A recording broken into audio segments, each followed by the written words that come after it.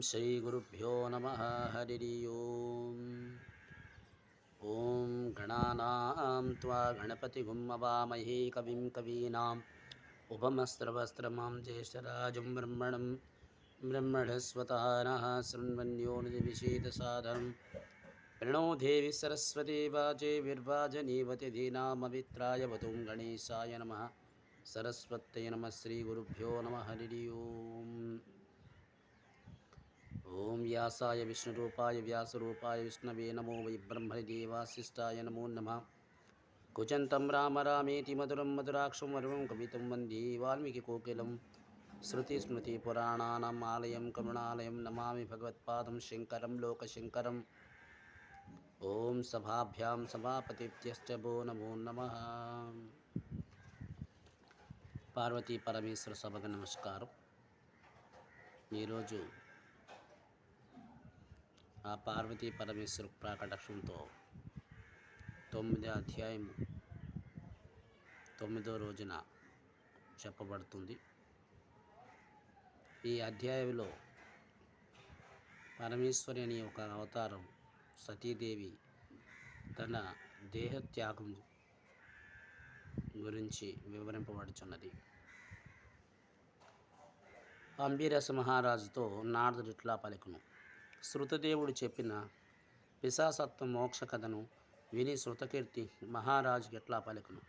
శృతదేవ మహాముని ఇక్షాదిక వంశమగు ఏమంగాదులు జలదానం చేయకపోవటం వలన ముమ్మారు చాతకమును జన్మించి బల్లిగా గృహమును నుండిను కదా. పుణ్యమును కలిగించే యజ్ఞ యాగాదులు దానములు చేసిన యమంగదుడు కార్యానుసారం శతకమున్నిగిన జన్మవెత్తి వచ్చును గాని సత్పురుషులకు సేవింప పోవట వలన గద్దగా పలుమారులు కుక్కగా జన్మించును. మాత్రం తగినట్లుగా నాకు తోచట్లు లేదు. ఏమంగాది మహారాజు సజ్జనులకు పూజింపలేదు కావున వానికి పుణ్యలాభం కలగపోవచ్చును. పరులకు పీడ కలిగించంచో బాధలు రావచ్చును. అట్టి అనార్థము చేయలేక లేదు కదా, అనగా పరపీడన చేయలేదు కదా. కావున వీనికి శునకాది జన్మలుండును కలుగునని వివరించి నా సందేహం తీర్చుకోరుచున్నాను అని అడిగిన శృతకీర్తి మెచ్చి శృతదేవుడు ఎట్లా పలికెను. రాజా వినుము. ఈ విషయమును పార్వతికి శివుడుకు కైలాస శిఖరమును చెప్పిన విషయములు వినుము. భగవంతుడే లోకములన్నిటినీ ఈ విధంగా సృష్టించి వాని స్థితిని ఇహలోక సంబంధం పరలోక సంబంధం అనే రెండు విధానముగా ఏర్పడిను. ఇహలోక సంబంధం అనగా జలసేవ, అన్నసేవ, ఔషధమని ఇహలోక స్థితికి 3 హేతువులు ఏర్పడును. ఇవి మూడును ఇహలో స్థితిని సర్వలోకములకు ముఖ్య హేతువు. అట్లే పరలోక సుఖస్థితికి సాధ్యమేవ విష్ణు సేవ, ధర్మ మార్గ సేవ అనే 3ను ముఖ్య హేతువులుగా ఇవి భగవంతుడు అర్పితమై విధానమును వేదములందు చెప్పబడింది. ఇంటి అందున సంపాదించు కొన్ని ఆహార పదార్థాలు ప్రయాణంకు ఆహారం సుసంయోగనట్లుగా ఇహలోకమున మనము పరలోక స్థితికి సంపాదించుకొని సాధు విష్ణు ధర్మ మార్గమును సేవను ఉపయోగించుచున్నను. మంచివారికి సజ్జనులకి అవిష్టమైన కారణమును మనుషును యశస్సును దాని వలన నేదో యొక్క అనర్థం కలుగును చున్నది. సజ్జనులకు ప్రియమైనది మనకు ప్రియమైనది చేసించో తుదికి మనకు అనిష్టమే జరుగును. దీనికి వివరించటకే ఉదాహరణంగా అతి ప్రచితమైన ఒక వృత్తాంతం వినువు. పార్వతి ఈ కథ పాపాలను పోగొట్టిన వినేవారికి ఆశ్చర్యమును ఆనందము కలిగించును. పూర్వం దక్ష ప్రజాపతి అపూర్వమైన యజ్ఞం చేయదలుచును. అంతకు పూర్వమే అతను కుమార్తె అగు సతీదేవిని శివునికిచ్చి వివాహం చేసును. అల్లుడైన శివుడు యజ్ఞమునకు రమ్మని పిలుచుటకై కైలాసము వచ్చును. అట్లా వచ్చిన దక్ష ప్రజాపతిని చూసి నేను దేవతలందరకు గురువును, వేదలో నివాసించే త్రిలోకాధిపతి వాడును. చంద్రుడు యందున మున్నిగిన దేవతలు నాకు కనుకలు తెచ్చినవారు అనగా సేవ ప్రారంభంగా ప్రజాపతులందరితో నొకడైన దక్ష ప్రజాపతి యగు తనకు పిల్ల ఇచ్చిన మామకై గౌరవం అయినను పరత్ముడైన తన ప్రజాపతులతో చూసి లేవలేదు. భర్త భార్యను చూసి లేవరాదు, గురువు శిష్యుని చూసి లేవరాదు అని శాస్త్రవేత్తల మాట కదా. దక్ష ప్రజాపతి పిల్లనిచ్చిన మామ అగుడిచే పూజ్యుడే. కానీ ఇచ్చట పూజ్యత్వాన్ని బంధుత్వాన్ని బట్టి వచ్చిందగుట. సర్వోన్నతుడు సర్వోత్తముడైన దేవాతి దేవుడైన శివుడు లేచి నిలుచుండ గౌరవించుట, శిష్యుని చూసి గురువు లేచినట్లుగా, భార్యను చూసి భర్త లేచినట్లుగా, సేవకుని చూసి యజమాని లేచినట్లుగా ధర్మ విరుద్ధమైన నుండును.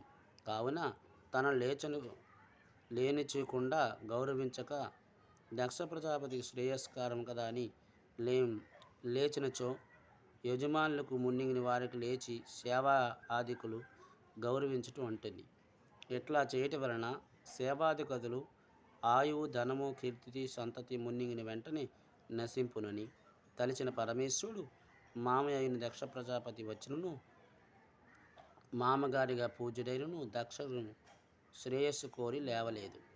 కానీ పరమేశ్వరుడంతటి వాడి యోచన శక్తికి ఔన్నత్యమును గమనించ జాలిన దక్ష ప్రజాపతి ధర్మ సూక్ష్మను గమనింపలేక అల్లుడు తనను గౌరవింపలేదని శివుడిపై ఎదుట ఇట్లా అన్ను. ఓహి ఎంత గర్వం!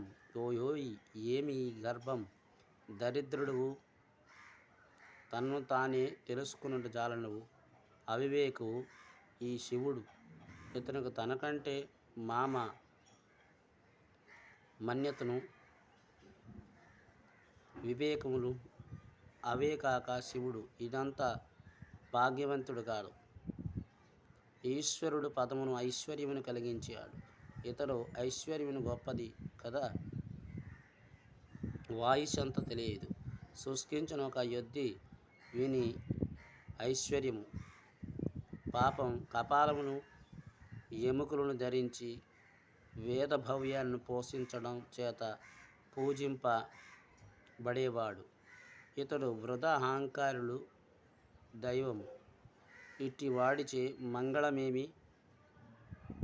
దరిద్రుడై చలికి బాధపడుచు ఇతడు అపవిత్రుడై గజాచర్మం ధరించుచు నివాసం శ్మశానం అలంకారము సర్వం ఇది ఇతని ఐశ్వర్యం. ఇట్టి పోవున శివయ్య శబ్దమే విని దైవమును నివాసించుచు సర్వజ్ఞుడైన పేరుగలడు. కానీ మామను చూసి నమస్కరింప వలనని జ్ఞానము లేని అజ్ఞాని. భూతములు, ప్రేతములు, పిశాచములు నీవే పరివారం. ఆ పరివారం చెప్పుచు నిర్వధ ప్రేతములు నీవు కులమేమిటి తెలియదు. మరియు ఇతడు పరమేశ్వరుడు సజ్జనులను చే దైవమును అంగీకరింపరు. దురాత్మలకు నారదుడు వచ్చి చెప్పదగినవి. నేను ఇతనికి నా కుమార్తెయగు సతీదేవికి ఇచ్చి మోసపోతిని. ధర్మవతి రిక్తమైన ప్రవర్త గల ఇతని వివాహమునకు నా కుమార్తెయగు సతీదేవి వీని అంటని ఉండి ఈ సుఖములను అనుభవించుచుండగాక. ఇట్టి ఇతడు వీని వివాహముకు నా కుమార్తె వీరిద్దరును మాకు మెచ్చదగిన వారి కారు. నీచు కులమును వాని యొద్దున్న పవిత్ర కలశమును విడవరుగురా దైవనట్లుగా నీరు నాకు విడవదగినవారు అని బహువిధంగా పరమేశ్వరుని నిందించుచును. కుమార్తెను సతీదేవునికి అల్లుడిగా పరమేశ్వరుడు యజ్ఞము చే పిలువబడక తన ఇంటికి మరలిపోవును. యజ్ఞవాటికను చేరి దక్ష ప్రజాపతి ఋత్వికులతో కలిసి యజ్ఞము ప్రారంభించినాడు. పరమేశ్వరుని నిందించుచూ ఉండును. బ్రహ్మ, విష్ణువు తప్ప మిగిలిన దేవతలందరూ దక్షిణ యజ్ఞముకు వచ్చిరి. సిద్ధులు, చరణులు, గంధర్వులు, యజ్ఞు, రాక్షసులు, కిన్నరులు, వారు వీరనేల వారందరూ వచ్చారు. పుణ్యాత్ములైన సతీదేవి స్త్రీ సహజమును సంచల్యనమును ఆ యజ్ఞమునకు ఈ మన్యమును చూడవచ్చును. బంధువులను చూడవలనని తలచును. పరమేశ్వరుడు వారించును. స్త్రీ స్వామము అనుసరించి యజ్ఞమునికి వెళ్ళదలచును. పరమేశ్వరుడు పలికిన ప్రతి మాటకు సమాధానం చెప్పును. అప్పుడు పరమేశ్వరుడు ఆ నుందరైన నీ తండ్రి దక్షుడు నన్ను సభలో నిందించును. సహంపరాని వీరందరూ విని ఈ శరీరం విడవజేయి సుమా. నీ తండ్రి చెయ్యి నిందను విని గృహస్థ ధర్మమును అనుసరించి సహింపవలెనని నేను నిందను విని సహించినట్లుగా నీవు సహించి లేవు. కావున యజ్ఞశాలకు పోవలదు. అచ్చట శుభము జరగదు నిశ్చయం. శివుడు అంతటి వివరించిన వారించిన సతీదేవి వినలేదు. ఒంటరికైన తండ్రి చెయ్యి యజ్ఞమునికి పోవదలసి ప్రయాణించును. అప్పుడు శివుడు వామనమైన బృషభమును ఇచ్చి నొక్కటి యజ్ఞశాలకు తీసుకుని వెళ్ళనని పరమేశ్వరుడి పరివారం భూత సంగృతం ఆమెను అనుసరించి వెళ్ళినవి. సతీదేవిని యజ్ఞశాలకు వెళ్ళి తన పరివారం యజ్ఞశాలకు వెలుపల నుంచి తను లోనికి వెళ్ళడం. యజ్ఞశాలకు ప్రవేశించిన సతీదేవి బంధువులను పలకరించెను. దాని సతీదేవి గమనించి భర్త చెప్పే మాటలు స్మరించుకొని యజ్ఞవేదిక కథకు పోతూ తండ్రి ఇచ్చట నున్న సభ్యులకు ఆమెను చూసి పలకరింప మౌనంగా ఉండి దక్షుడు యజ్ఞం చేయవలసిన రుద్రయతును విడిచి మిగిలిన దేవతలు ఉద్దేశించి ఆహుతులిచ్చారు.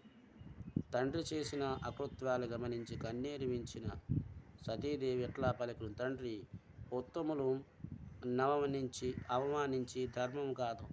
అట్టి పనిములు శ్రేయస్సు కల్పింపదు. రుద్రుడు లోకకర్త, లోకభర్త, అంతరానికి ప్రభు.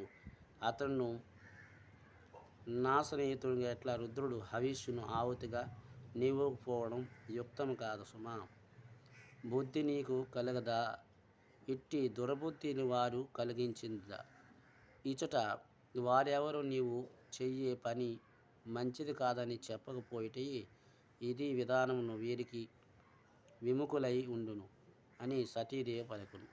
సతీదేవి మాటలు విని పుష్పాది సూర్యుడు నవ్వుతూ అచటమున్న భృగిమహర్షి సతీదేవితో పరిహరించుచు తన గడ్డమును మీసములను సవరించుకును.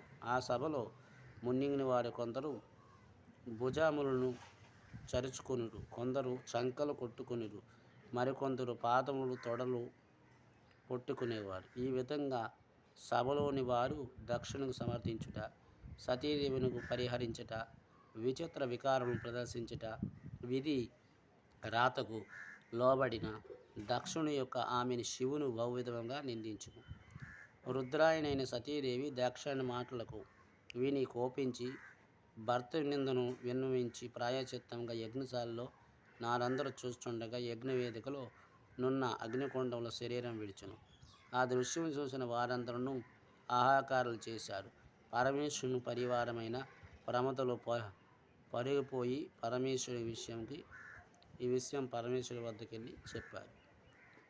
ఇది వైశాఖ మాసంలో 9వ రోజు 9వ కథ సంపూర్ణం. ఈరోజు దానాల విషయంకి వచ్చినట్లయితే జలదానం అత్యుత్తం, అన్నదానం ప్రాధాన్యం, గురుసేవ గొప్ప ఫలితాన్ని ఇస్తుంది. ఇది ఈనాటి విషయాలు. మంగళం కౌశలేంద్రాయ మహానీయ గుణాత్మే చక్రవర్తి తనూజాయ సర్వభౌమాయ మంగళం. ఉమాకాంతాయ కాంతాయ కామ్యప్రదాయ శ్రీగిరిశాయ దేవాయ వలీనాథాయ మంగళం. సర్వం శ్రీమామేశ్వర పాదపద్మార్పణమస్తు. స్వస్తి.